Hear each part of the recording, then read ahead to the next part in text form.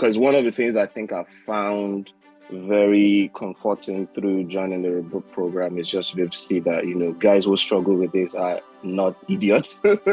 Like, hey, how are you? Yeah, we do this weekly. Okay. Yeah. Dr. Anki, I wanted to ask a question, right? Because recently I got into a new relationship, right? It just happened to be that, of course, I do know based on prior calls and discussions we've had that I'm going to have to open up to her about my struggles with this habit, definitely. It's just that maybe right now I'm actually asking myself what's a good timing, because I mean she's having some family crisis at the moment, and when I mean a family crisis in which one of say a sibling is going through a problem that has to do with his sexual compulsive behavior, and I really don't think then talking to her about mine is a good time, right? So that it's just tricky trying to figure out how to like navigate that at the moment. Is there a very good time to do that accountability? I'm not sure, but it so depends on the specifics of the relationship. It might not be a bad time necessarily to talk about this. On the one hand, you might be concerned that she will look at you negatively. On the other hand, if you can provide insight and support, she might really value that. Again, I'm in no position to tell you what to do, about that relationship specifically, but don't automatically assume now would be a bad time. It may be, it might not be. Yeah, because I just feel like, maybe that could trigger to say, hey, I don't want to deal with any other dude that's got this kind of problem in their lives, so that's just like more of that kind of anxiety on my part, Yes, and maybe she, on the other hand, she might say, oh, wow, this is a bigger problem than I thought. And, Leigh is a great guy, so I shouldn't, assume people who have this problem are, not very good. I mean, I have no way of knowing that, but it's certainly a possibility that she would see that as a positive, actually. But again, I can't tell you to do that. I'm just hypothesizing that could happen. I wonder whether anyone else has got thoughts on that or has been in a situation like that.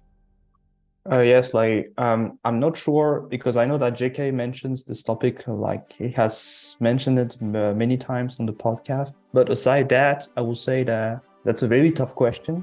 I guess that maybe you should tell her when you will have like decent control over it. Like, for example, in my case, I wouldn't do so because I don't have enough control, for example. But it depends on you, because I don't know like your life exactly. It depends on your where you are, I guess. Yeah, I mean, of course, I only joined the program about 4 months ago, so I was quietly still working through my report, definitely. So I really can't say I'm in that space where everything is home and dry and all good right now. I'm still working through things. So yeah, so that's where I'm at, Hopefully you'll get some cues from her as to which way to go right now.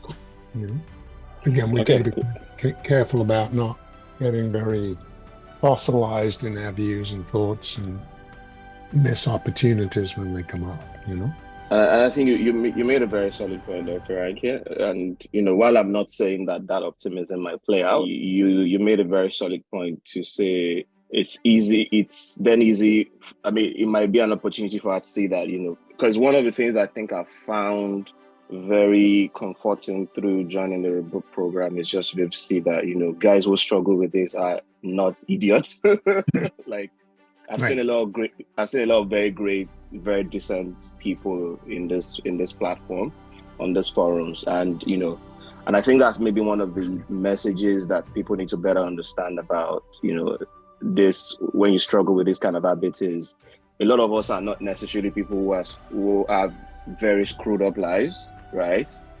Addiction doesn't have a single phase of this is what it looks like. Some people are still well adjusted, still continue to do their best, in spite of this. And, to your point, it's just for them to see that, it's never really like a seal on people's fate that they have this kind of struggle, right?